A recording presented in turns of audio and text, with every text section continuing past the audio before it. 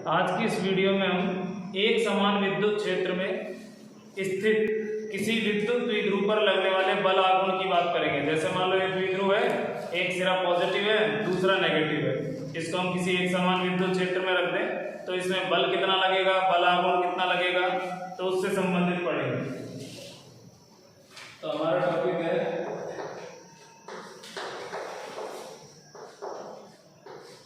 एक समान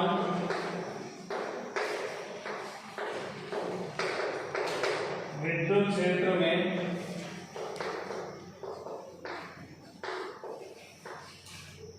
एक समान विद्युत क्षेत्र में स्थित विद्युत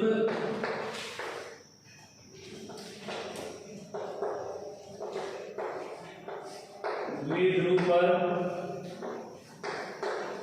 बल तथा बल आघूर्ण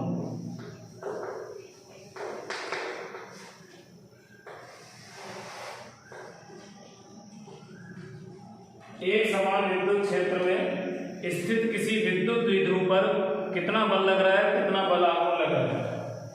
सबसे पहले हम बनाएंगे एक समान विद्युत क्षेत्र को।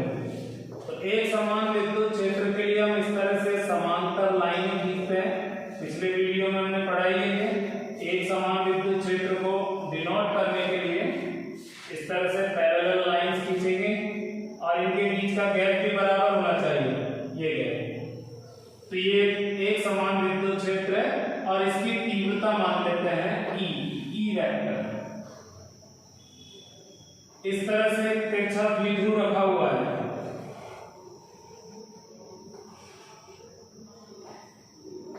इस पॉइंट को ए मान लेते हैं और इसको बी। यहां पर जो है वो मान लेते हैं पॉजिटिव चार्ज है प्लस क्यू और यहां पर है माइनस क्यू। एंगल द्विध्रुव के साथ थीटा, द्विध्रुव विद्युत क्षेत्र इनके बीच का एंगल मान लेते हैं थीटा। और इस डाइपोल की जो लंबाई है वो है 2a, पूरी यहां तक है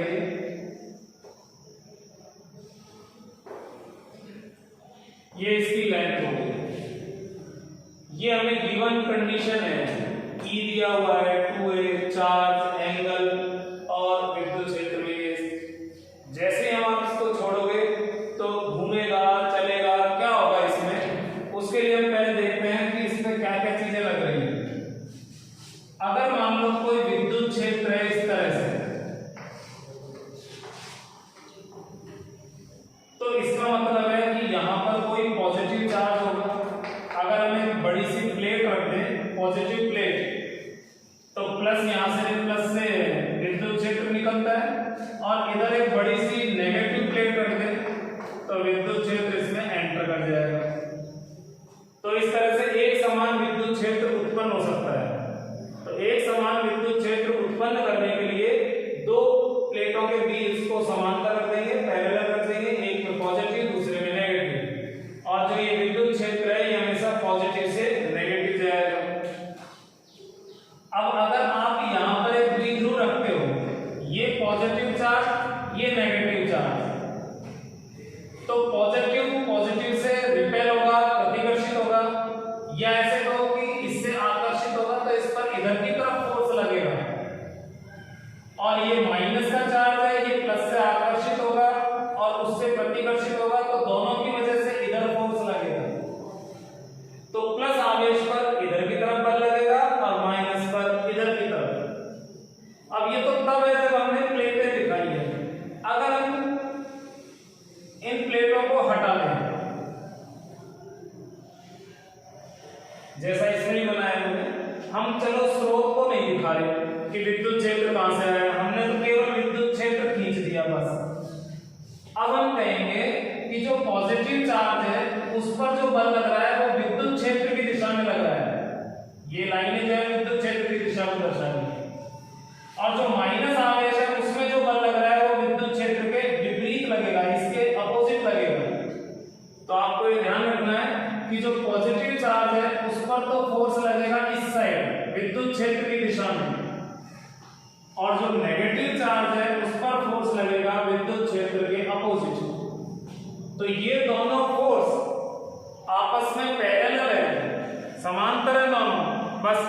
इधर की तरफ है, दूसरा इधर की तरफ। मान लेते हैं ये वाला फोर्स F1, ये वाला फोर्स मान लेते हैं F2।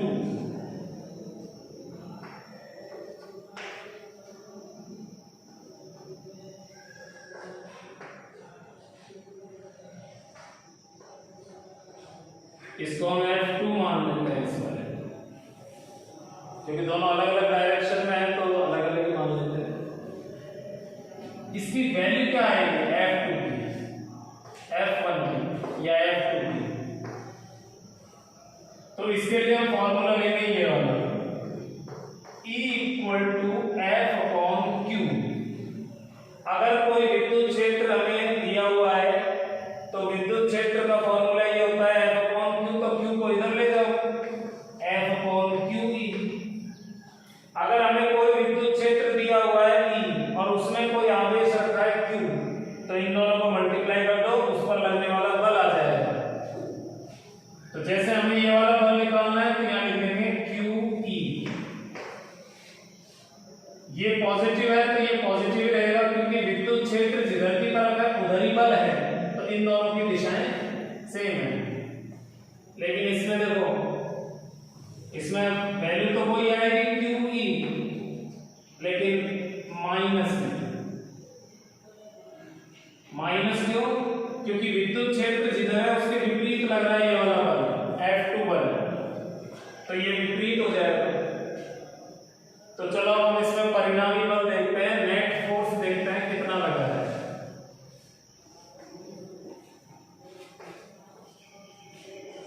पहले हम एक एक आवेश को निकालते हैं। +Q आवेश पर बल, ये जो पॉजिटिव चार्ज है इस पर जो बल लग रहा है वो है F1,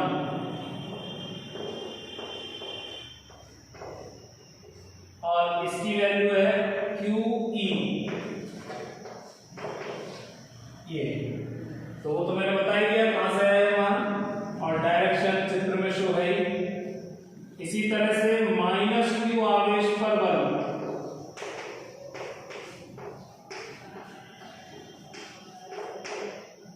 वो वाला बल हमने माना है F2। -Q आवेश पर जो बल लगेगा वो होगा -QE। तो इस तरह से दोनों आवेशों पर बल निकाल लिया हमने। अब हम टोटल बल देखते हैं कितना होगा।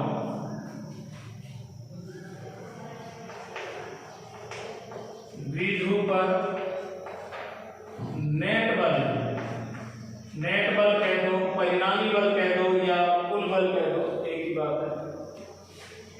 तो इस पर नेट फोर्स कितना होगा वो मान लेते हैं F, वो हो जाएगा F1 + F2। बल जो है वो सदिश राशि है, वेक्टर है, तो इसको वेक्टर से ही जोड़ना है, वेक्टर नियम से ही जोड़ना है। इसलिए मैंने पहले इन पर वेक्टर लगा रखा है। F1 की वैल्यू QE और F2 की वैल्यू है -QE। अगर हम यहाँ वेक्टर नहीं लेते, केवल परिमाण लेते, तो यहाँ माइनस नहीं लगाते, फिर ये जुड़ जाता होगा। अब ये घट के 0 हो गया, तो नेट फोर्स हो गया यहाँ पर 0। तो एक महत्वपूर्ण रिजल्ट यहाँ मिला हमें कि एक समान विद्युत क्षेत्र में कोई विद्युत द्विध्रुव रखा है तो उसका कोई बल नहीं लगेगा। अतः एक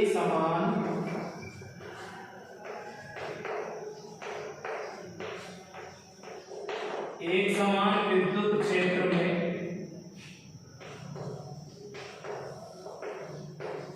द्विध्रुव पर बल नहीं लगता,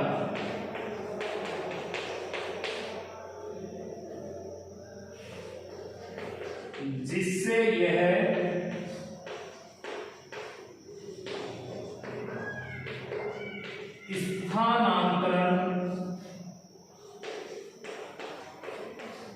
स्थानांतरण त्वरण गति नहीं करता।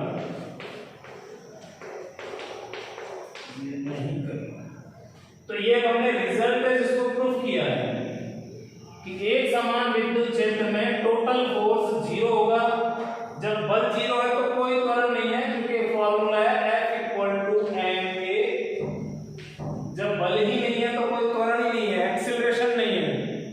इसका मतलब स्थानांतरण गति नहीं करेगा। अगर ये मान लो आपने स्थिर छोड़ा तो ना तो इधर जाएगा ना ही इधर जाएगा। अगर एक समान वेग से पहले से ही चल रहा है तो एक समान ही चलता रहेगा। कुल मिला के त्वरण उत्पन्न नहीं होगा, और वो भी स्थानांतरण का, क्योंकि दो तरह की गति होती है, एक स्थानांतरण मतलब आगे बढ़ना हो गया, और दूसरा घूर्णन, ऐसे घूमेगा। तो ये जो द्विध्रुव है ये आगे ना तो इधर जाएगा ना इधर जाएगा, ना ऊपर जाएगा ना नीचे, कुल मिला के किधर भी गति नहीं करेगा। अगर आपने इसको स्थिर यहाँ पर छोड़ दिया, क्यों नहीं करेगा? क्योंकि स्थानांतरण त्वरण है ही नहीं इसके अंदर। क्यों नहीं है? क्योंकि नेट फोर्स 0। तो आज के टॉपिक में हमारा एक काम तो कंप्लीट हो गया, बल वाला, एक समान विद्युत क्षेत्र। लेकिन देखो यहाँ दो बल लग रहे हैं, ये दोनों बल परस्पर विपरीत हैं, अपोजिट हैं। जैसे ये चौक है, इसको मैं इधर की तरफ खींचता हूं और इसको इधर खींचूं, तो जैसे खींचोगे तो ये ऐसे रोटेट हो जाएगा। कॉमन सेंस, ऑब्वियस है, इतना सा तो सब जानते ही हो कि अगर मैं इसको अपोजिट साइड से ऐसे खींचूंगा अलग अलग जगह से तो ये रोटेट हो जाएगा। क्यों हो जाएगा? क्योंकि एक बल जो इधर लग रहा है और दूसरा इधर लग रहा है, वो दोनों समांतर हैं, अपोजिट हैं, और एक ही सिद्ध में नहीं है। जैसे मान लो मैं अगर सेंटर से खींचता हूं, इधर भी खींचूं, जैसे चलो पहले इसको ऐसे रखो, मैं अगर इसको इधर भी खींचूं और इधर भी, तो नहीं जाएगा, टूट जाएगा लेकिन घूमेगा नहीं। लेकिन ऐसे रखा है तो इसका मतलब है दोनों बलों के बीच में थोड़ा गैप है, तो दो समांतर बल क्या करेंगे? इसमें बल आघूर्ण उत्पन्न करेंगे। बल युग्म आघूर्ण भी कह सकते हो, बल आघूर्ण भी कह सकते हो। तो बल आघूर्ण उत्पन्न करेंगे जिससे ये घूर्णन करेगा। तो चलो हम बल आघूर्ण निकालते हैं।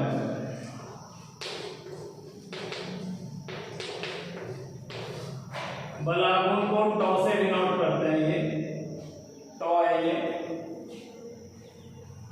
इसके लिए हमें क्या करना पड़ेगा? दोनों बलों की जो क्रिया रेखाएं हैं, मतलब जिस लाइन पर ये इस सिद्ध में लग रहा है और ये इस सिद्ध में लग रहा है, तो दोनों के बीच की न्यूनतम दूरी, लंबवत दूरी चाहिए हमें। इसके लिए एक काम करते हैं, इसको पीछे की तरफ बढ़ा देते हैं ऐसे। या तो इसको बढ़ाते हैं या इसको, चलो हम इसको बढ़ा देते हैं और यहां से परपेंडिकुलर ड्रॉ कर देते हैं, एक अल्टीट्यूड डाल देते हैं यहां। ये परपेंडिकुलर हो गया, ये पॉइंट ए, ये बी, तो चलो इसको सी मान लो या एम मान लो, कुछ भी मान सकते हैं। चलो मैंने इसको सी मान लिया। तो ये ए से सी तक की जो डिस्टेंस है, ये दोनों जो बल हैं उनके बीच की लंबवत दूरी हो गई। तो हमें इसकी जरूरत पड़ेगी। तो AC की वैल्यू पहले निकाल लेते हैं, 2a और थीटा इनके पदों में। दूसरा देखो ये लाइन और ये जो डॉटेड लाइन है, ये दोनों पैरेलल है, तो ये थीटा है तो ये एंगल थीटा हो जाएगा, ये एंगल भी थीटा होगा। तो अब ये ट्रायंगल जो है, ये त्रिभुज जो है ABC, एक समकोण त्रिभुज बन गया। इसमें हम ट्रिग्नोमेट्रिक फंक्शन लगा सकते हैं, साइन कॉस जो भी लगाना है। लेकिन इस कोण के सामने ये तो हो गया लंब AC और ये हो गया कर्ण 2a, क्योंकि हमें AC की वैल्यू चाहिए और 2a के पदों में चाहिए, तो साइन लेना पड़ेगा। ये भुजा ना तो दी हुई है ना हमें चाहिए, इसका कोई काम नहीं है, हमें चाहिए ये दोनों भुजाएं, तो फिर साइन ले लेते हैं। त्रिभुज ABC से साइन थीटा हो जाएगा AC अपॉन AB।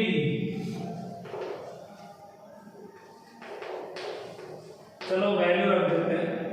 AC की जो वैल्यू, AC तो हमें चाहिए, AB की वैल्यू A से B तक जो है वो है 2a,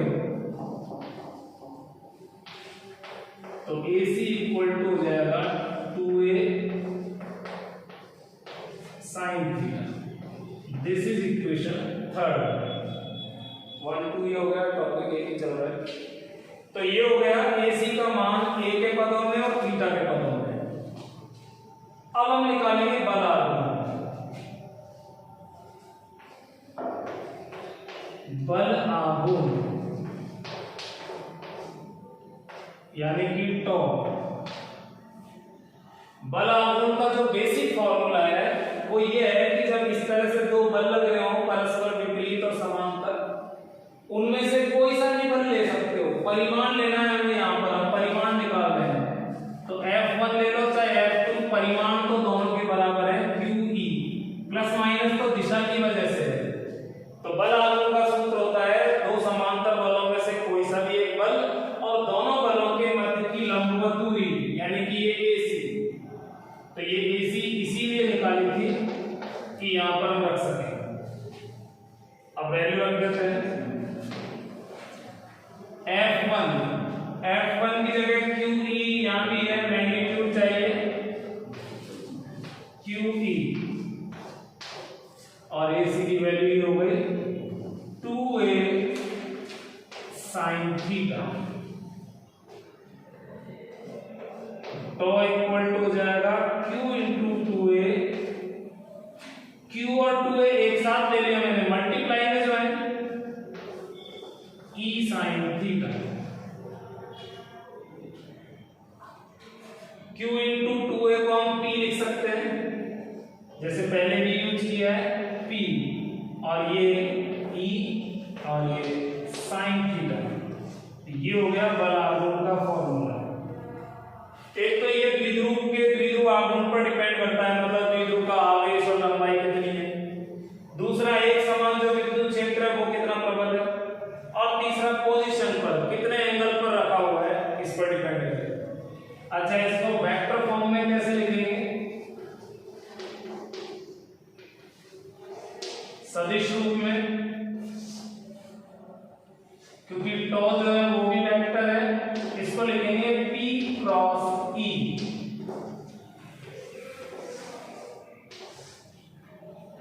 इसको वज्र गुणा, सदिश गुणा या क्रॉस प्रोडक्ट, इन दोनों को जो गुणा करते हैं तो इस तरह से करते हैं PE sin थीटा रखते हैं। तो जब साइन आता है तो क्रॉस आएगा यहाँ, और यहाँ क्योंकि वेक्टर भी है तो दोनों में वेक्टर प्रोडक्ट से होगा।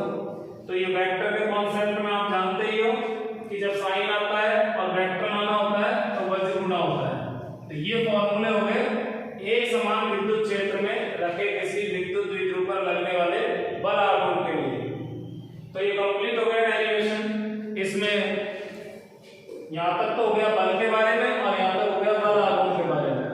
अब बल तो चलो जीरो होगा, बल के बारे में तो हम कह रहे हैं जीरो होगा, लेकिन बल आघूर्ण जो है वो जरूरी नहीं जीरो हो सकता है, ये तीनों में से कोई सा भी जीरो नहीं है। तो चलो हम कुछ कंडीशंस देखते हैं बल आघूर्ण के लिए।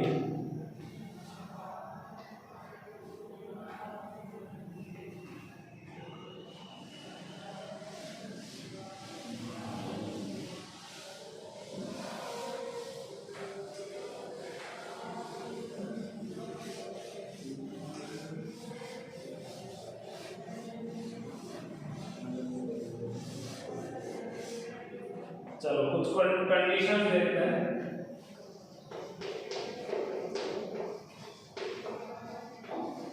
स्पेशल केसेस, विशेष स्थिति। पहला, जब द्विध्रुव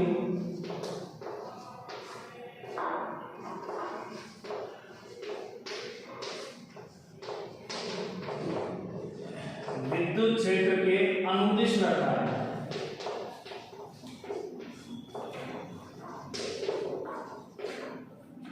द्विध्रुव जो है वो विद्युत क्षेत्र के अनुदिश रखा हुआ है। जैसे मान लो विद्युत क्षेत्र इस साइड है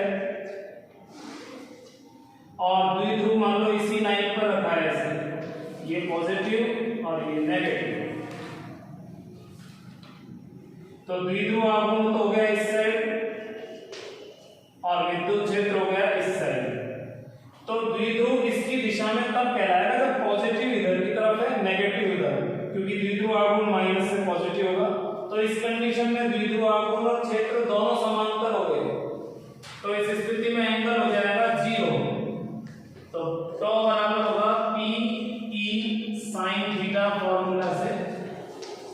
अभी जो इससे जस्ट पहले वाला फॉर्मूला था PE sin 0, और sin 0 का मान 0 हो जाएगा, तो ये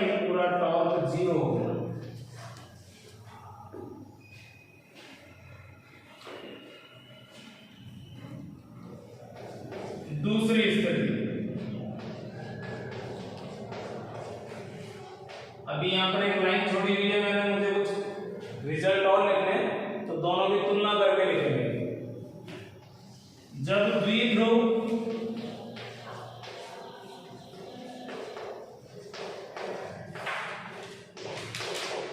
विद्युत क्षेत्र के विपरीत रखा है, मान लो विद्युत क्षेत्र तो इस साइड है लेकिन द्विध्रुव आघूर्ण इधर की तरफ है, तो ये एंगल हो जाएगा 180 डिग्री। जैसे ये जो है इसमें मान लो माइनस इधर लेता मैं प्लस इधर, तो ये P वेक्टर इस साइड होता है इधर की तरफ, तो इन दोनों के बीच का जो एंगल होगा वो 180 डिग्री होगा। अतः जो बल आघूर्ण है टॉ वो हो जाएगा PE sin 180 डिग्री। अब sin 180 भी 0 होता है,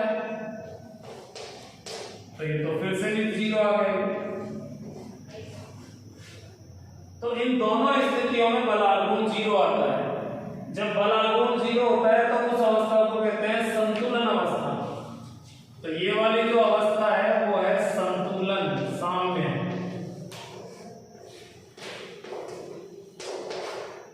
इसमें बल आघूर्ण 0 है तो ये भी संतुलन अवस्था है। लेकिन दोनों में फर्क है। इस वाले को तो कहते हैं स्थायी संतुलन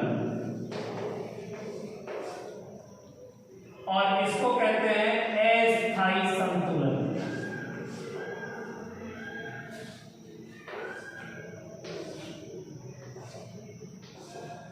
तो ये अवस्था हो गई स्थायी संतुलन, जब ये पैरेलल रखा है मतलब 0 डिग्री का कोण बन रहा है,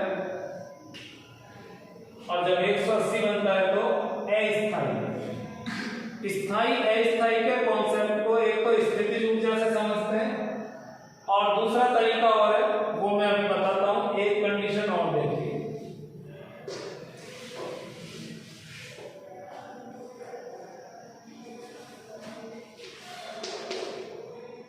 यदि मान लो थीटा जो है वो 90 डिग्री है, जब विद्युत द्विध्रुव विद्युत क्षेत्र के लंबवत रखा है, परपेंडिकुलर रखा है, यानी कि P और E दोनों लंबवत हैं, तो इस स्थिति में टॉ इक्वल टू हो जाएगा PE sin 90। sin 90 जो है वो 1 होता है, मैक्सिमम होता है, तो बल आघूर्ण ये मैक्सिमम हो गया। इसे कहेंगे असंतुलन अवस्था।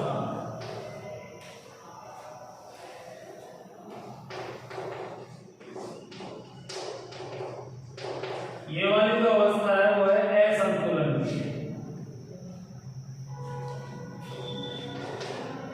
यदि थीटा 30 डिग्री है या 60 डिग्री है या अन्य कोई वैल्यू है,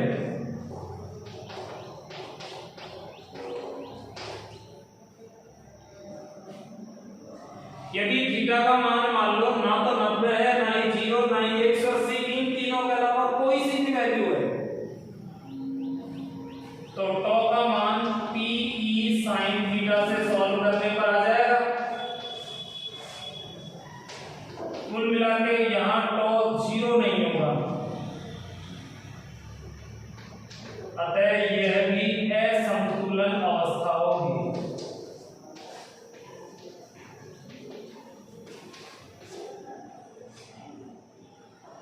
तो कुल मिला के ये ध्यान देना है आपको कि जब टॉर्क 0 नहीं है, यहां भी नहीं है, यहां भी नहीं है, किसी भी वैल्यू के लिए, तो वो सारी अवस्थाएं हो गई असंतुलन। तो असंतुलन की तो बहुत सारी अवस्थाएं हो गई।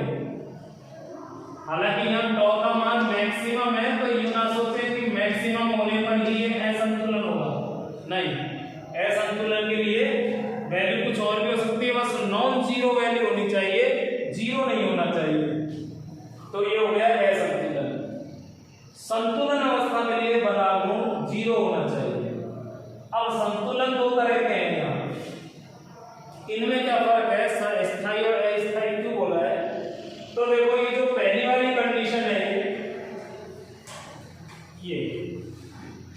इसमें इस आवेश पर इधर की तरफ बल लगेगा और इस पर इधर की तरफ बल लगेगा। अगर आपने इसको थोड़ा सा भी घुमा के छोड़ दिया तो वापस यहीं आ जाएगा। ऐसे इसको यहां ले जाके छोड़ा तो वापस यहीं आ जाएगा, क्योंकि ये बल इस सिरे को इधर ले जाएगा, इसको इधर।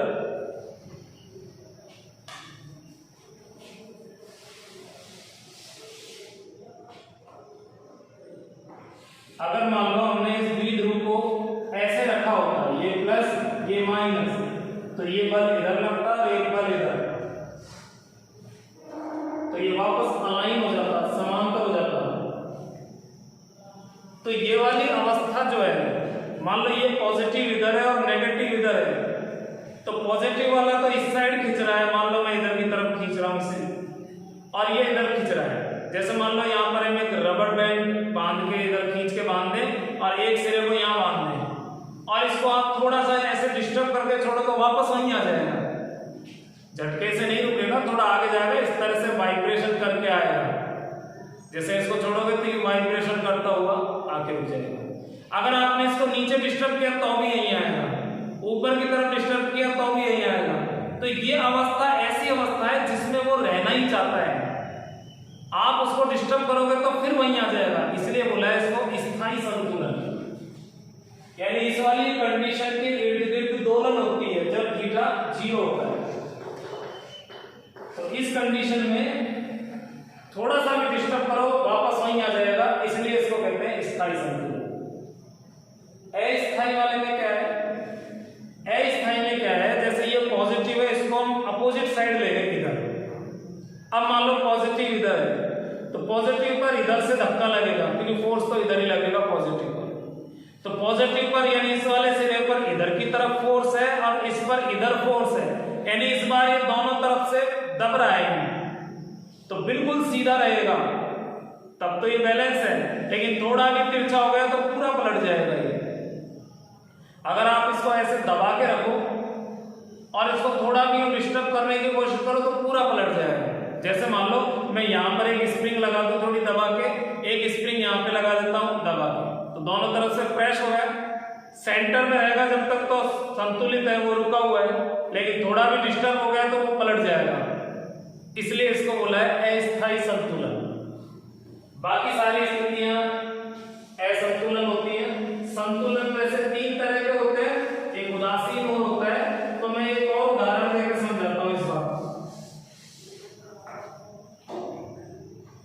मान लो एक जमीन है जिसमें इस तरह से स्लोप है, गड्ढा है, फिर इस तरह से उभरा हुआ पोर्शन है और फिर इस तरह से समतल जमीन है। आपके पास में काफी सारी बॉल्स हैं, चलो हम फिलहाल 3 बॉल ले लेते हैं। एक बॉल यहां रख दें तो ये स्थिर रुक जाएगी, तो ये अवस्था हो गई संतुलन। एक और बॉल लें हम यहां पर थोड़ा सा फ्लैट कर लें और एक बॉल को थोड़ी सावधानी से रख दें, आराम से रख दें, तो यहां भी रुक जाएगी। चांस है यहां आप आराम से बॉल को रख सकते हैं, थोड़ा सा उसको फ्लैट करके टिका दें, ये भी संतुलन हो गया। और यहां से लेकर यहां तक इसमें भी आप कहीं पर भी रख दो, वो भी संतुलन।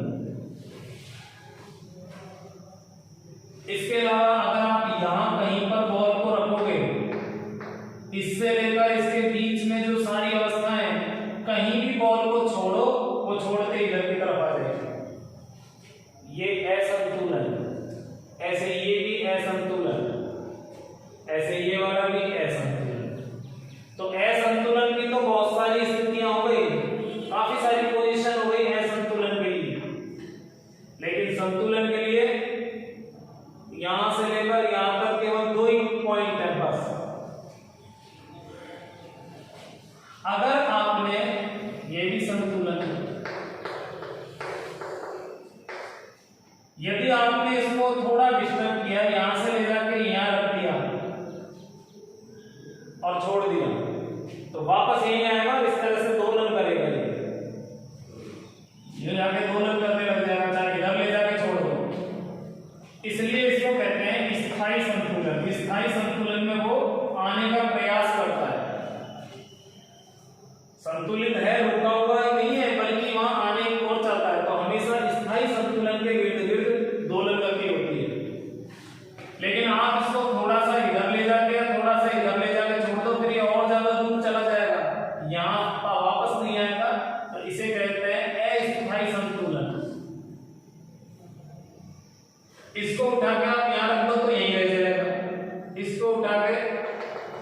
यहां से उठा के यहां रख दो तो यहीं रह जाएगा, ऐसे फेंकना नहीं है, आराम से रखना है तो यहां रुक जाएगा।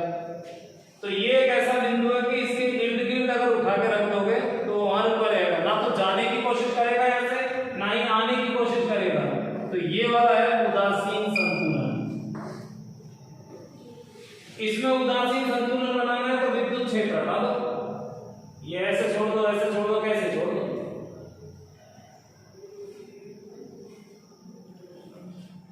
लेकिन हमें तो विद्युत क्षेत्र की उपस्थिति में चाहिए तो हमको दो ही चीज पड़ेगी। तो यहां पर देखो ये उच्चतम बिंदु, ये निम्नतम। अब उदासीन को छोड़ दो फिलहाल,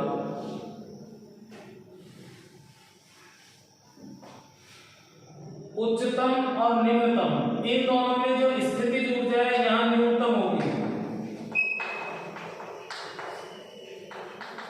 स्थितिज ऊर्जा न्यूनतम। तो हम नेक्स्ट चैप्टर पढ़ेंगे स्थितिज ऊर्जा। तो स्थितिज ऊर्जा न्यूनतम आएगी इस वाली कंडीशन में, स्थायी संतुलन में। यानी कि स्थायी संतुलन कब होता है, जब एंगल 0 होता है। जब एंगल 0 रखोगे तो स्थितिज ऊर्जा माइनस में आएगी,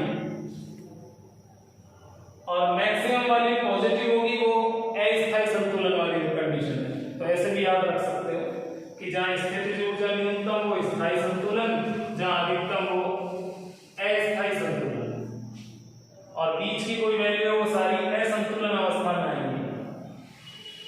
तो ये बल आघूर्ण की विशेष अवस्थाएं हुई और उनसे संबंधित कुछ जानकारी, क्योंकि कई बार क्वेश्चन ऐसे पूछा जा सकता है कि द्विध्रुव कब स्थायी और कब अस्थायी संतुलन में होता है। तो आपको उसका जवाब देना है कि जब द्विध्रुव विद्युत क्षेत्र के समांतर रखा है तब स्थायी संतुलन होगा। इसको ऐसे भी कह सकते हो, जब विद्युत क्षेत्र और द्विध्रुव के साथ में 0 डिग्री का कोण बन रहा है, इनके बीच में 0 डिग्री का कोण है। और अस्थायी कब होता है, जब द्विध्रुव विपरीत दिशा में रखा हुआ है, विद्युत क्षेत्र के विपरीत है, तब वो अस्थायी संतुलन होगी। और असंतुलन अवस्था 0 डिग्री और 180 के अलावा कोई सी भी वैल्यू, थीटा का मान कोई सा भी हो, 0 और 180 के अलावा 30, 60 या और कोई वैल्यू हो, 90 वगैरह, ये सब असंतुलन अवस्था को दर्शाती है। तो अच्छा, नेक्स्ट चैप्टर में हमारे टॉपिक आएगा कार्य का। द्विध्रुव को मान लो यहां से घुमा देते हैं तो घुमाने में कितना कार्य होगा, उसको अभी यूं नहीं पढ़ सकते कि हमें स्थितिज ऊर्जा कहा है, इसके बारे में अभी हमने पढ़ा ही नहीं है।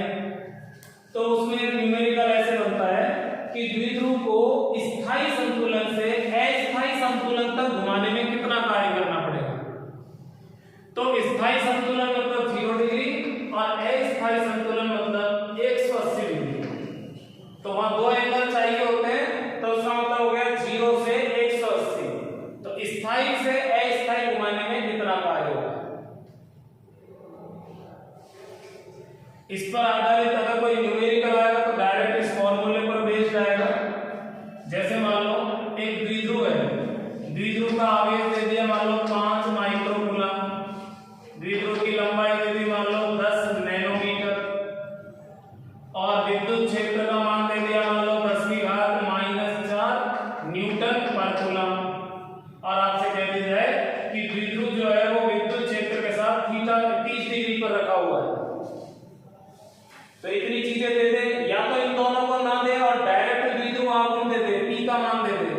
एनसीईआरटी बुक में है सारे क्वेश्चन जिसमें पी दे रखा है, ई दे रखा है, एंगल दे रखा है।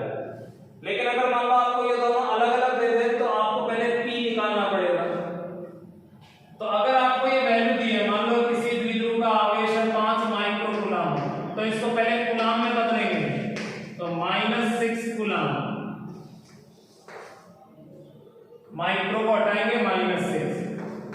ऐसे इस नैनो को हटाना है, नैनो का मतलब होता है 10⁻⁹ मीटर। अब ये एसआई पद्धति में आ गया, स्टैंडर्ड पद्धति में आ गया। ये एसआई पद्धति में है और ये एंगल डिग्री में है, डिग्री में है। तो अब हम टॉ निकालते हैं, बल आघूर्ण निकालते हैं। तो बल आघूर्ण हो जाएगा Pe sin थीटा, या तो आप यहाँ P को Q इंटू 2a लिख दो, या पहले P का मान निकालो। चलो यहीं रख देते हैं, Q into 2a E sine 30।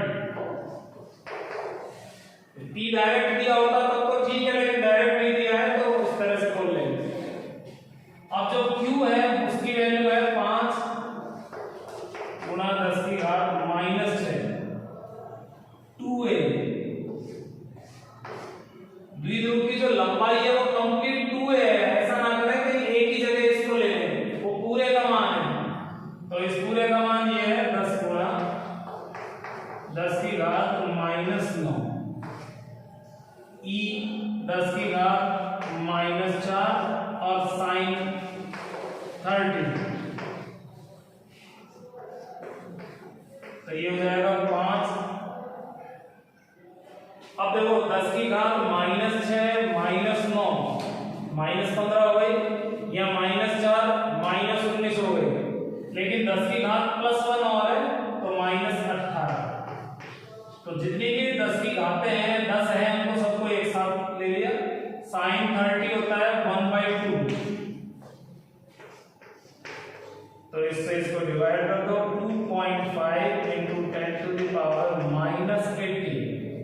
इसका जो यूनिट है, मात्रक है, वो होता है newton into metre, N capital N small. इसको ऐसे नहीं लिखना है, अगर आपने ऐसे लिख दिया तो इसका मतलब मिली न्यूटन हो जाएगा।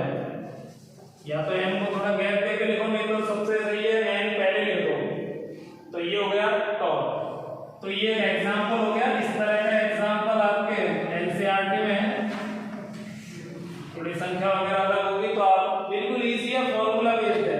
मेरा कराने का जो उद्देश्य है वो एक तो ये है कि ये दोनों अलग अलग दिए हैं या एक साथ दिए हैं तो उसका ध्यान रखना है, ये फैक्टर कन्वर्जन फैक्टर का ध्यान देना है, और ये सब वैल्यू है न्यूमेरिकल बिल्कुल इजी है, डायरेक्ट फॉर्मूले पर बेस्ड है।